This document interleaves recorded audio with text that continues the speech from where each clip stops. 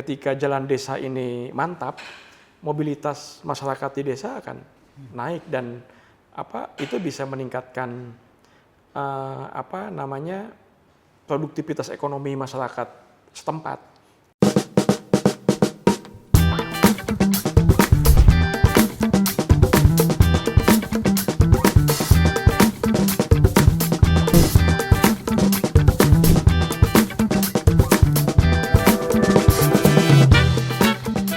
Assalamualaikum warahmatullahi wabarakatuh. Halo Sobat Warta Kota dan Sobat Tribun Tangerang dimanapun berada. Bertemu lagi dengan saya Eko Priyono, Manajer Peliputan di Warta Kota Network. Saya sekarang sedang berada di kantor Dinas Komunikasi, Informasi, Statistik dan Persandian atau Diskominfo SP Provinsi Banten. Nah, di samping saya ada Pak Pelaksana Tugas Diskominfo SP, Bapak Arif Agus Rahman ya Pak? Ya. Atau yang lebih populer disebut Pak Arif Koper. Koper ya, bukan koper. Apa kabar Pak? Baik. Alhamdulillah Pak. Pak, ini kan Bapak baru diangkat atau dipilih, dipercaya bulan Februari kemarin ya Pak, sebagai PLT Diskominfo. Nah, ketika didapuk kepercayaan itu, apa sih yang Bapak ingin lakukan di dinas ini Pak? Siap, terima kasih Mas Eko. Jadi saya tuh dikasih kepercayaan tuh, dikasih tugas tambahan oleh pimpinan tuh tanggal 19 Februari. Nah sampai sekarang kemudian saya menggawangi Kominfo inilah, Diskominfo ini. Nah kalau dari sisi kami di Kominfo itu ada beberapa hal yang memang menjadi indikator kinerja utamanya. Salah satunya publikasi, kemudian membangun kemitraan dengan teman-teman media, kemudian juga Kominfo harus bisa mendorong transformasi digital di pemerintah Provinsi Banten. Artinya kita memang memiliki tugas untuk melakukan integrasi sistem dari masing-masing OPD menjadi satu layanan terpadu di kita secara digital, dan kemudian juga kita membangun dashboard pimpinan, kemudian kita membangun kemitraan bersama-sama dengan teman-teman media yang ada di Provinsi Banten maupun secara nasional. Jadi dan kami juga atas arahan Bapak Gubernur dan Bapak Wakil Gubernur, beliau memiliki visi misi Banten Maju, Adil Merata, Tidak Korupsi. Sehingga kami juga dari Dinas Kominfo menghadapkan kinerja kami atas visi misi itu. Yang tentunya Bapak Gubernur memiliki program kerja yang sekarang sudah dilaksanakan, disusun, mulai dikemas sehingga bisa terlaksana di tingkat implementasi ke masyarakat. Salah satunya misalnya dengan kemarin di Tangerang sudah launching sekolah gratis. Kemudian kemarin juga kita sudah launching bangun jalan desa sejahtera. Dan Pak Gubernur juga karena merujuk kepada untuk mensukseskan cita-citanya Bapak Presiden bahwa membangun tuh dari desa, sehingga beliau pemerintah Provinsi Banten memberikan dana desa 100 juta per desa, dan salah satunya dipesankan bahwa dari dana desa itu setiap tahunnya harus mencetak warga desanya bisa kuliah gitu. Bukan jalan aja yang dibangun, SDM-nya juga diperhatiin gitu. Di SDM-nya juga dibangun, diperhatikan. Selain infrastruktur untuk meningkatkan mobilitas ekonomi, mobilitas masyarakat, juga SDM-nya didorong untuk berdaya dan meningkat secara pengetahuan. Nah, lewat tentunya ada yang jalur formal, ada jalur informal. Nah, salah satunya adalah dengan mendorong satu desa satu sarjana. Nah, untuk nanti kuliah di mananya ditentukan oleh karakteristik masing-masing desa tersebut. Begitu. Kemarin kita juga ketemu sama Pak Gubernur dan dia cerita banyak. Kalau terkait pendidikan kan Pak ada sekolah yang gratis atau digratiskan gitu ya, bekerja sama dengan swasta. Nah di Banten ini gimana Pak?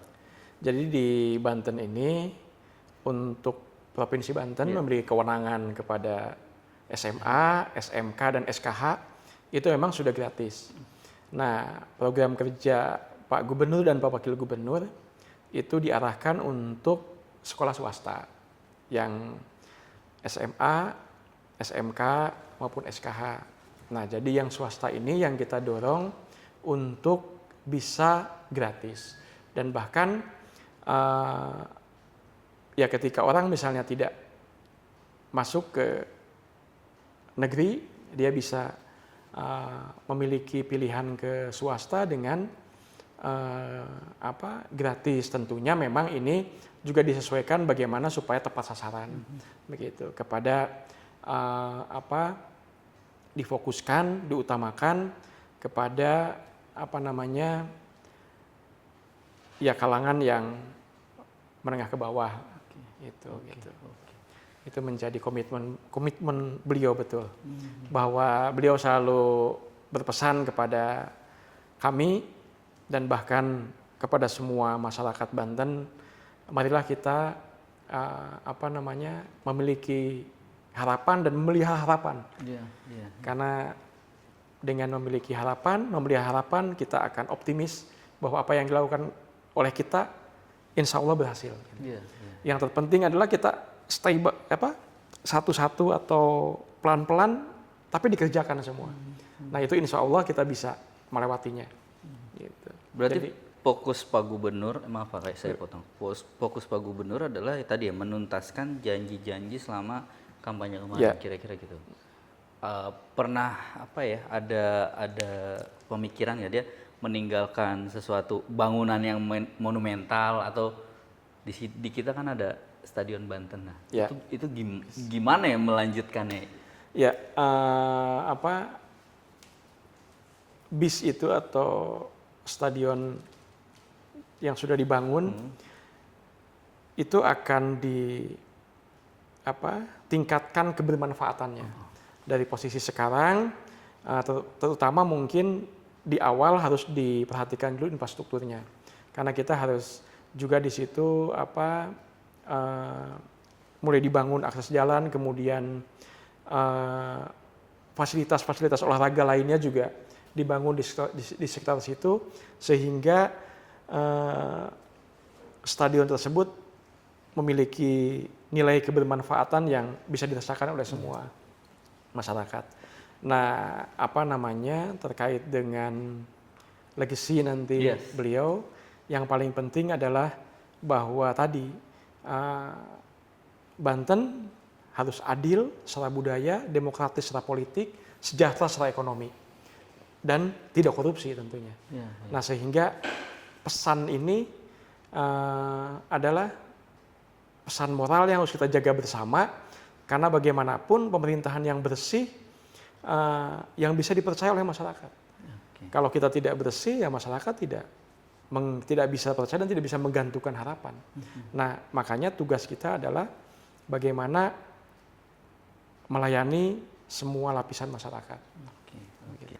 Nah, kalau penilaian pribadi Pak terakhir, Bapak orang asli sini, apa yang perlu diperhatikan pemerintahan untuk membangun wilayah Banten secara geografis, kemudian secara SDM, apa yang perlu ditingkatin Pak?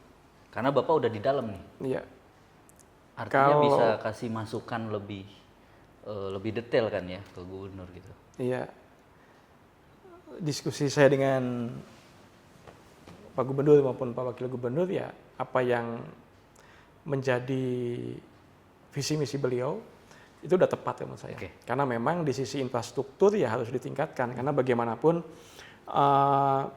ketika jalan desa ini mantap, mobilitas masyarakat di desa akan naik, dan itu bisa meningkatkan produktivitas ekonomi masyarakat setempat. Karena dengan jalan yang bagus, kemudian daya saing ekonomi di situ juga meningkat. Itu pentingnya membangun infrastruktur baik di semua wilayah pedesaan. Nah, kemudian yang kedua adalah yang mendorong peningkatan pendidikan. Karena itu menjadi penting. Karena bagaimanapun ya Jepang bisa berhasil seperti hari ini ketika dulu dibom Nagasaki Hiroshima-nya, si kaisarnya bilang, aku nggak ngelihat jumlah korban katanya. Berapa orang guru yang tersisa kan. Nah, artinya alangkah pentingnya ilmu pengetahuan bagi lentera pemahaman untuk bekal hidup kita. Itu menjadi penting karena bagaimanapun tinggi rendahnya ilmu pengetahuan itu akan menentukan tinggi rendahnya sebuah peradaban satu daerah. Jadi makanya kenapa kemudian ada sekolah gratis, ada cek kesehatan gratis, terus kemudian makan bergizi, yaitu untuk investasi peningkatan SDM agar semua warga masyarakat di Banten memiliki ilmu pengetahuan yang tinggi dan itu bisa membangun kesadaran kolektif warga di Provinsi Banten maju bersama. Begitu. Jangan lupa subscribe ya.